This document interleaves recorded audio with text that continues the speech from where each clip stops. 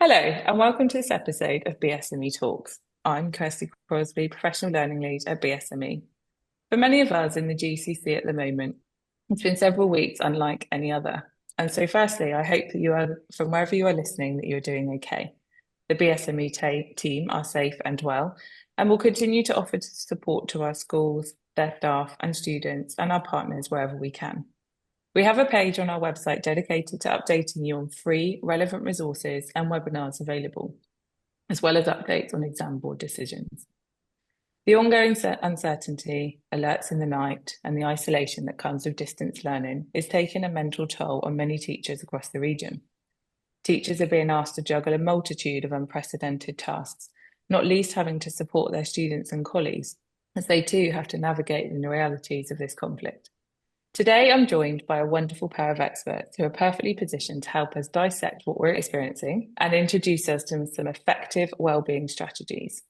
We're delighted to introduce Sofiah Shakeel, class teacher and early years student wellbeing lead at Repton Dubai and the BSME Wellbeing Network lead. Hello. And I'm also joined by Ilia Lindsay, who's head of psychology at Komodo Wellbeing. Thank you both for joining me on BSME Talks. Sofiah, as you're based in the region, can you start by walking us through your experience so far and introduce us to some of the biggest challenges yourself and the wider teaching community are facing right now? Thank you so much for the warm introduction. I think one of the biggest challenges that teachers are facing at the moment is the uncertainty of the situation. Nobody really knows what's going to happen next, how long this situation will go on, which does make it difficult when you're trying to plan for future weeks as well. Um, right now, it's been approximately 5 to 6 weeks for most schools in the region that they are on remote learning. And today, I know everybody's eagerly awaiting a decision from the KHDA as to how we will return. Is it going to be a phased return? And I think that uncertainty is definitely the biggest challenge at the moment. And I do think the switch to remote learning this time has been a lot smoother than in previous years in COVID situations. I think schools and parents and students are better prepared and have had experiences of remote learning. So it's not necessarily a new thing or the first time that they are being online. But I think the suddenness that everything has happened so quickly and the uncertainty is definitely the biggest challenge. And you sort of alluded to this, but how does it differ from the other periods of uncertainty, such as COVID, as you mentioned? Are you employing different strategies that maybe weren't in place last time? I think for me, I was in the UK, actually in London when it was COVID, and I worked in quite a deprived area in Barking and Dagenham. So it was a very different demographic of students and families. A lot of my students at the time didn't have access to devices. We actually provided work on paper in packs and delivered it to students' homes, whereas this time it's been very seamless to go online. We're using platforms that the students have been familiar with throughout the year, age appropriate platforms. For example, in early years, we're using Seesaw, and it's been a very quick transition to live lessons online, almost following a timetable that we would have normally during the school day. Whereas in COVID, I think it came as a big shock for everybody, and that transition wasn't as smooth. And also in terms of the fact that obviously COVID was a global, disease, if you like, and this is more bespoke to the UAE. Do you think that's been different for maybe teachers and the students? I think so. And I think we have to remember that there are many teachers who've chosen to go either back to the UK or a different country and are working remotely. I have many of my students in different time zones as well. So whilst we are delivering live lessons, it's also being recorded so that they can access it at a time that works for them and their family. And I think it's really important that we bear in mind in a class, in a typical class, there are students experiencing the online learning in different ways. Some are choosing to watch recorded lessons, some are doing the work remotely whenever works for them and submitting whenever works for them. Some are on the online lessons, but in different time zones. So definitely think a hybrid model moving forward is probably the best approach as well. Thank you.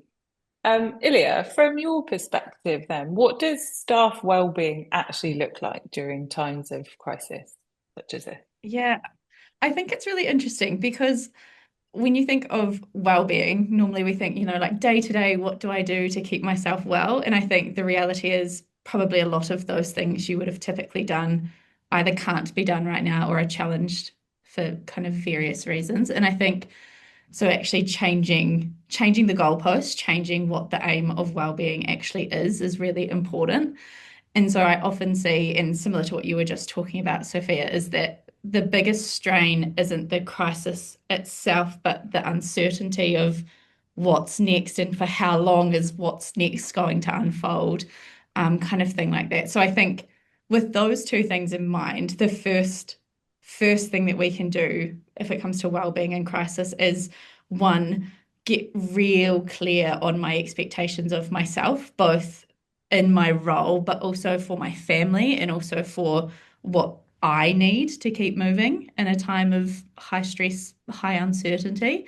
So I think first step, clarity, and that's maybe something that is a bit of a given when we're not in times of crisis. So actually starting there is really important.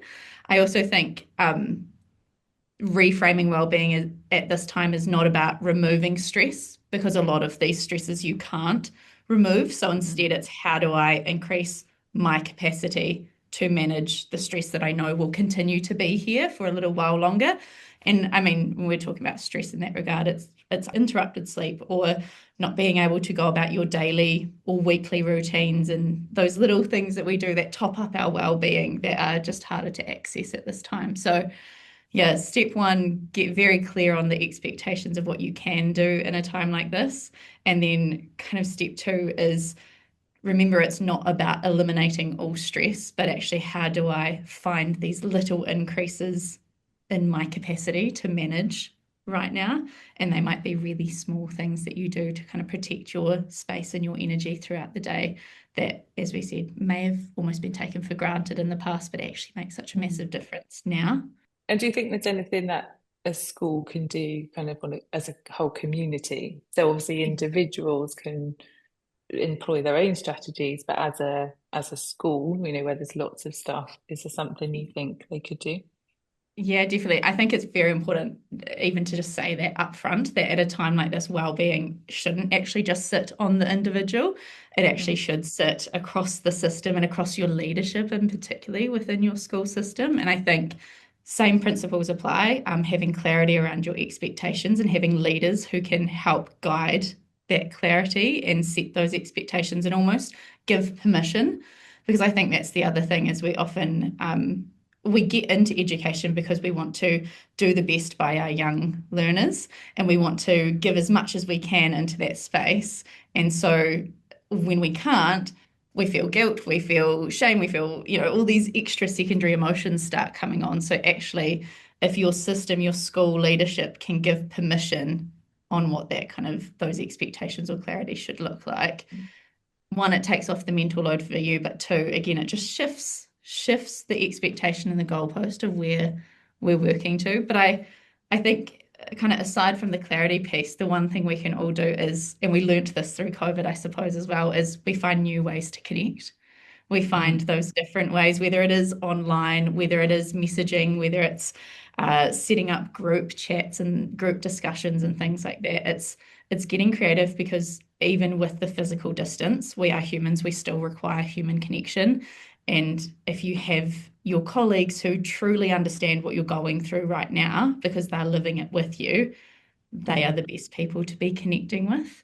I know from even my own experience, when you're trying to connect with people who aren't living and breathing it, they try to be helpful and they try to be validating, but sometimes can miss the mark.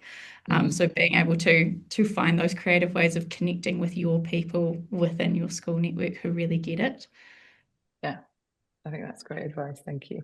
So whilst physical distance can obviously make this difficult, Ilia, as you just mentioned, what are some of the telltale signs that a staff member may be struggling, and how could somebody support them, whether that's an individual support another individual or on a larger community basis support an individual? I think we're talking first about those telltale signs. It's thinking like, where is the differentiation from their normal? And we see it in both directions. So seeing, we know typically teachers are really good at putting on a front in front of their class and being able to get through what they need to. So these signs can be really, really subtle. But what you may see is a shift on one end of the spectrum where people become more withdrawn, or they become quieter, less engaged than what you would have previously seen. Or we see actually the other end of the spectrum, where people are overactive and they're not switching off from work, and they throw themselves into this because this is the one thing that I can do or I can focus on. So it's being mindful that it's not all going to look the same, but we think about what is the normal, and have we differentiated? Have we moved from that? The other thing I think with that is everyone is going to have difficult days, difficult mornings or evenings. So the other thing we're looking for is that persistence of change. Any time of the day, any time of the month or year, if we have a difficult sleep or we miss breakfast, things can be harder for us. So we're also looking at that kind of sustained persistence in that difficulty. But I suppose to the second part of your question around like, how do we support someone? Yes, physical distance is there. So for me, that becomes like how and what we say can become really, really important. And there's a few perhaps cheesy but catchy phrases that I like to keep in mind. And the first one is around notice and name. So notice what you see and name what you see. So rather than saying you look like you're struggling, like what does struggling look like? It's, I noticed that you missed the morning meeting this morning. Are you okay? Or I noticed that you're signing in later at the end of each day, or so name the behavior, notice it and name it, and that helps drop the judgment. It helps drop defensiveness. It helps drop those kind of secondary emotions around shame or guilt that can sometimes be attached to that as well. So kind of notice and name. And then my second catchy phrase is to be curious and not corrective. So listen without trying to solve. And I think as human beings, we naturally go to solve. So we see a colleague struggling and we go, how can I fix it? Tell me what to do. And actually that question is quite hard to answer. If you're struggling, someone then asking kind of, well, what do you need? I actually feel quite panicked because I don't know what I need. And now there's this extra layer of struggle kind of going on. So let's actually not try and fix and just be curious and listen and kind of validate. It makes sense that you would feel that way. It makes sense that it's difficult to get online on time, given that you're juggling your own family or whatever it might be.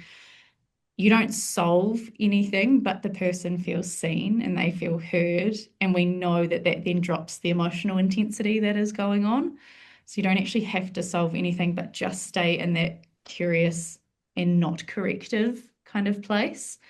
And then the last thing I was thinking about with this question was more from that kind of leadership or strategic level is, where can you reduce the load? Like from a practical perspective, how do we remove the stuff that is not essential right now? How do we strip back? Again, it's just changing. It doesn't have to be forever. We're not changing standards or asking people to lower standards, but it's just, let's get rid of the stuff we don't need right now. We can add it back on when we all have capacity to again. But actually, what is important that we get through or that we continue even in this time of remote learning or hybrid or whatever kind of comes next. Brilliant, thank you. So at the time of recording, the UAE is due to return to in-person learning on the 20th of April. And I'm sure that many other countries are hopeful for the same in the near future. That transition from online to in-person, though, can be tricky, especially after the difficult collective experience we've all had. So, Sofiah, what measures are Repton Dubai preparing to ensure that the entire school community is supported when the in-person actually does return? So we've been discussing different models and eagerly awaiting the KHDA decision to see how we can implement those models. Definitely moving forward, we were doing a hybrid approach because I would say at least a quarter or even maybe more of our students are in different countries. Some have chosen to return to their home countries. Some are in neighboring countries awaiting the decision to see whether they feel comfortable to return. And that's definitely something that's come out of our online lessons. So we have to be mindful that maybe not everybody will feel immediately comfortable to return back to on-site learning. So moving forward, we'll have, if we are able to, have on-site learning and alongside that still have our recorded and online lessons available, just so that there's continuity of learning for all the students. We've also been talking about which years might come back first. So even though exams have been cancelled, there is portfolio of evidence that needs to be completed for those years. So looking possibly at early years coming back, as we know, it's the most challenging for the younger students being online. It's very different to their normal day. So looking at early years coming back first and the exam years so that they can complete whatever evidence they need to submit, and maybe staggering it as well so parents and students feel comfortable and safe to come back. And in terms of, obviously, I know I've got two children myself, and they're desperate to go back to see their friends. So they've been able to continue their learning at home, which has been great. But what they've really missed is the social element of school and the physical, actually, the PE and the ECAs. Is there anything you think a school can do to support children in that element, when they go back to bring back that social connection? I think that's a really great point. A lot of my students just want to have a chat, no matter what lesson we're in. We have registration. We've got 30 minutes to have a chat, but whichever lesson we're in, they just want to have a chat. And I think it's something that often gets overlooked, that social element, particularly again in early years as well. A lot of families now may be isolated from their normal friend groups, their social circle. So the children aren't necessarily getting that really high quality interaction with other children as well, which is really important. That's something that we will definitely be looking at to facilitate as much as possible when we return. Screen time, we've had a lot of discussions about that as well. In early years, we rarely use any screens. Then all of a sudden, we've gone to using the screen quite a lot for a large portion of the day. I never want to see the screen again when we get back to school. So we'll definitely be looking at ways to making it as practical as possible and sort of making the children being able to mix as much as possible across a cohort, across a group, because I know that they have definitely missed that interaction. We actually had a lovely online whole year group Zoom where we read a story together and they all got the opportunity to speak to each other. Particularly at Repton, we have a lot of shared areas. So the children, whilst they mix with their class, they mix with other classes as well and other year groups. And that's something I know that they've really missed. That's really nice. Yeah, thank you. Okay, we're approaching the end of the episode, but before we close, we always finish with our BSME Talks episodes with this question. So we ask, who was the most influential teacher during your schooling and why? So Sophia, can I start with you, please? I had an RE teacher who I would say was the most influential teacher. And I always remember her lessons were so engaging and you never quite knew what was going to happen when you walked into her room. And I think every lesson was so different that I can vividly still remember a lot of the lessons and what we were talked about. And I think one of the reasons why she was so inspiring and just had this ability to get any student interested in what she was teaching. It was just no two lessons were the same. There was always a novel aspect. Every lesson we were doing something different, and there was always opportunities for the students to discuss and talk to each other. And even now when I'm teaching, I always think back to what would she do if she was doing this lesson. And I think it's one of those things that teachers have such a long impact. And even I've been teaching 15 years now, but I still think back to that teacher that I had in high school. Great, thank you. And Ilia, what about you?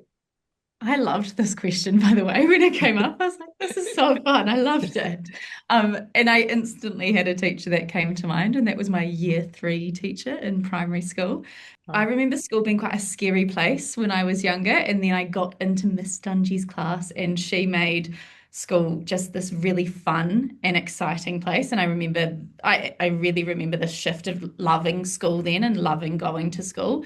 And what was actually very special is my oldest daughter is actually in her class this year, which is so cool because I get to see this in a completely different lens. So I saw as a child like this warm, fun teacher. And then as a parent, I'm now watching and understanding what she does. Like that room is a safe haven. That room is full of warmth and connection. And you can just see, of course, how much easier learning is when that's your foundation and that's what you walk into. And it's so cool as a parent now watching that play out, and I see her experience the same thing that I got to experience many, many, many years prior. Yeah, that's amazing. I was thinking about it as well. I had a history teacher who always comes to mind straight away. And I think what you said about, or both of you, is the way a teacher creates an atmosphere in the room, and you feel safe, and that then just makes you want to learn and helps with the learning, which I think will be really key going back after this situation, that teachers think about the space so that the children feel comfortable again back in an environment that hopefully most of them love. That's brilliant. It's really nice to hear. Okay, thank you both for offering your honest, thoughtful reflections on these challenging times. I've taken a lot away from this episode, and we really hope that you found it valuable and supportive as you navigate this uncertain phase of learning and what's to come. So just a reminder that the resources on the BSME response to the regional tensions page are continuously being updated. So please do check those and feel free to get in touch with any of the BSME team if you feel we can support you in any way. So thank you all for listening and happy teaching.